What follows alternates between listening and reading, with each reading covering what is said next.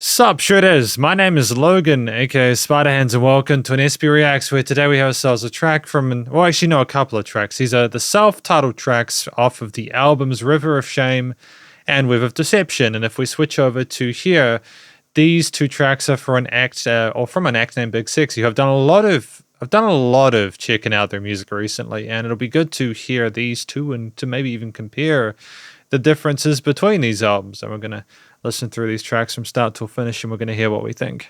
Starting with 2023's River of Shame, let's go. What do we got?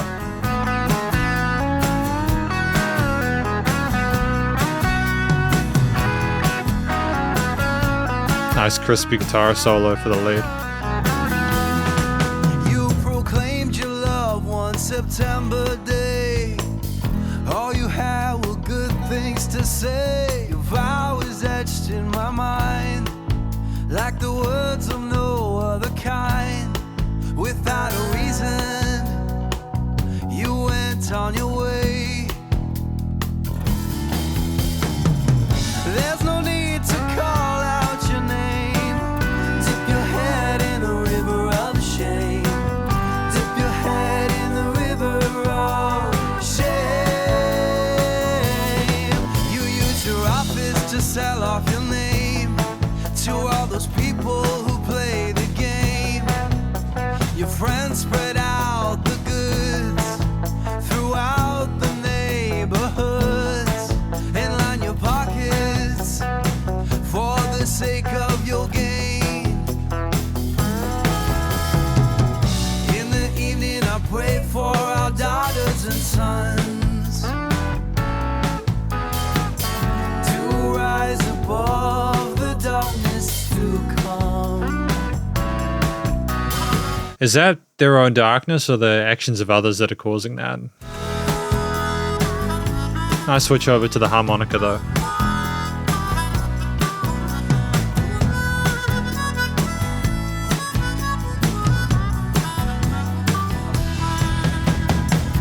Your pews are empty like your homilies. That's why they burn you in effigy. Without meaning in your words, you know truth can never be heard. You are nothing now, just a fantasy. There's no need to call out your name. Dip your head in the river of shame. Dip your head in the river of shame. There's no need to call out your name. Just dip your head in the river of shame. There's no need to I'm trying to sort of figure out what this track is supposed to mean instrumentally. call out your name. Just dip your head in the river of shame. Oh, the river of shame. Oh, the river of shame. So that was River of Shame by Big Sexy. Suppose a few thoughts on that one before we continue to the next track. Usually I try and do 3 per song. So for this, I suppose I did like the quality of the vocal performance. I thought that's quite well handled. That's a typical thing. You know, like being very comfortable with their vocal technique, their head and chest voice and stuff, the transfers between parts within those various choruses and sort of like, you know, like the transfers structurally were fine. We had a great sort of characterization and expression to it. We were enthusiastic and passionate about what we were doing, and we were trying to sound very friendly. And it almost sort of betrayed, I think, the seriousness of some of the stuff they were discussing within the lyrics to an extent where I think, for me, part of what I liked about the song is the fact that, technically speaking, I mean, I suppose the instrumental performances were very competent. The harmonica solo that we had there was very smooth and had a great sort of warmth and texture to it, and the legato passages there flitted and fluttered through the oral air like a bird. The lead guitar parts were fragrant and floral, and I think that the almost country elements to that, it sort of like grounded it a bit, and I think the bass and drums came in really neatly as well. And thematically, I suppose, if isolated, I think that the actual theme of itself sounded really upbeat and cheery and positive and really just pleasant to listen to. The major parts sounded great. And there was definitely a lot of diversity within the actual composition itself in terms of the way the different instruments were interpreted and how they kind of interacted with each other and layered with each other over time. I think for me, which is a rare thing, I suppose, I can't really, I can't consolidate how the lyrics matched with the story of the people kind of selling their own souls out to me. It almost seems like we're almost trying to an extent to really sort of appeal to that. It's just going to be the way it is, almost sort of melancholic approach to it where, like these people are doing this thing and also here's some sort of cherry guitar and harmonicas and stuff like that. I might have misinterpreted the lyrics, and if that's the case, it's fine. It's just to me, usually I'm fairly sort of like lenient in the sense that I understand that we can't go too hard on some of like the darkness of things. And if we go a little bit on the edge, and there's also a lot of sort of like benefit to be made from trying to make a sort of like, happy, positive sounding song. But for me personally, I'm just not really sure if I could sort of connect the lyrics and the story that I heard, whilst not all of it, parts of what I heard with the theme there, with the vocals. I feel like they were two different things. And maybe we're sort of like, it's a way of sort of like coping with it in a way that's trying to be optimistic or positive, but I'm just not sure. It's like a song just on the closing point, because I don't usually find sort of constructive stuff to discuss in terms of like critique, but it's just more that I just can't understand the connection between the two. And it maybe that's just something, maybe that's just something I need a second listen for, but it's just being transparent. And so here we've got the 2024 Web of Deception, self-titled Web of Deception here, track number 2 for today.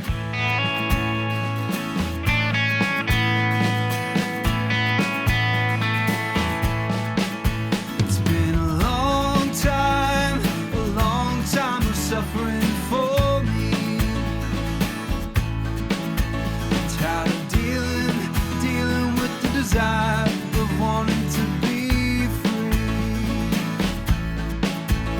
I've been wrestling with the drama, all the petty drama for too long. Not going to make excuses, not going to say I'm sorry when she's wrong. I'm not dealing with this, I'm not dealing with that. I'm tired of being tossed around all over the mat. She's running hot and cold every night and every day. When I get her in the room, this is what I'm going to say. I think I figured it out. It's more of an attempt to try and make a catchy track that doesn't necessarily fully commit to some of the intensity of what we're discussing. It's more trying to make a good time for people whilst discussing stuff that otherwise just might be a little bit on the nose. You have flipped my perception. You like to twist my intention. That's why we've lost our connection. You are a web of deception. See that there, moving to that like minor chord there made sense. That Web of Deception, the sad chord, it's acknowledging that this is not an ideal situation. I'm getting more of a sort of a direct sort of like connection with this track versus the previous one. Believing she was the girl next door. She had me on a string of always wanting and begging for more. But she's turned my life into misery, a misery that festers deep inside. And all these pent-up feelings I'm no longer willing to hide. You have flipped my perception. You like to twist my intention. That's why we've lost our connection. You are a web of deception.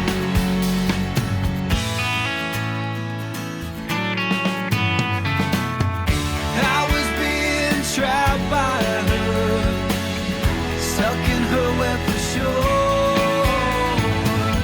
She acted so casual as she came to devour me. Yeah, okay, so like for me, I think this is kind of like the similar situation to when I got into an actual argument with a country musician a year or two ago. They were very, very upset with me. Because if there's anything that kind of bugs me, it's when we are almost sort of musically or harmonically celebrating the fact that we've gone through something like this.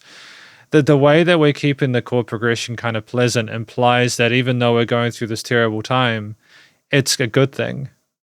I get that, like, which we were trying to keep it upbeat and not to get too kind of down and dirty with it. It's just still just trying to find, I don't know, a connection between those two. Because I'm just not sure what to think about their own personal experience, aside from the fact that they're trying to make it appeal to an audience.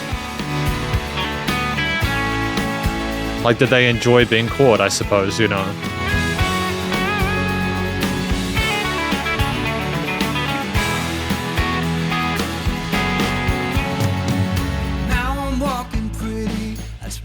As a man can be. My future is open wide as the eyes can. Hang on, did I miss something? I feel like I'm tripping out. I was listening to the lyrics at the end, and is the happiness that we've escaped? Her awful voice that spun around in my head,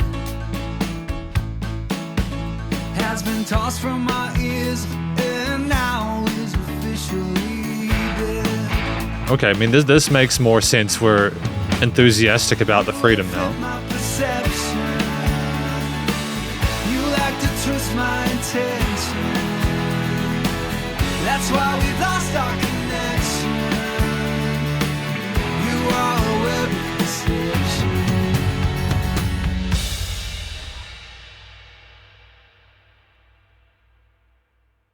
Okay, I'm just gonna have a quick check through that bridge and then we'll have a chat about this track in a moment. Yeah, no, I've had a listen through it, so like just a few thoughts on this track before we move on. And I want to sort of preface it by saying that like I'm not unhappy and I don't disagree with how things were done. It's just trying to connect everything together. So if I focus on the positive stuff first, clearly this is a track which I feel more sort of closer in a lot of different situations, kind of directly mirrors the story that's going on with like deception going to that minor chord and stuff like that. I feel like there's an awareness. And this is stuff that Big Sexy has shown in lots of other tracks as well. They understand how to apply different triads to the words to sort of imply, not imply, but like back it up. So I feel like harmonically, this song is more sort of like oriented, I think, as a net weight around the fact that we eventually were going to get away from it. It's just remembering that like difficult time, and that's the story. But the net positive is that we got out of it. And we don't have to hear that sort of awful voice anymore.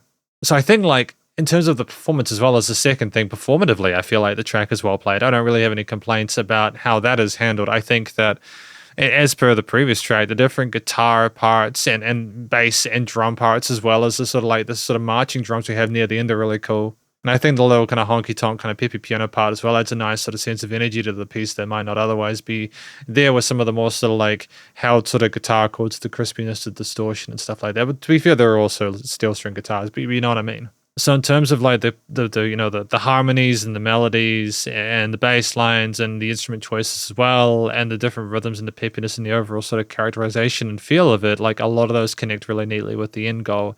And I think just in general, the actual performance of itself, including the guitar solos in that later stage there after that break, as well as like the actual like phrasing of the different key parts there with the staccatos on those, the various different ways of putting the drums forward and the different grooves on the cymbals, kicks and snares, and then everything else, putting that together, the actual instrumental performance was tight. It's just, again, like less so than the previous track, but like it just wasn't as much of a direct connection to me with like the lyrics and then the actual theme of the track. But I think, you know, just as we get into the conclusion, my overall thoughts on this, I think I've already explained quite a lot about how I feel about these tracks.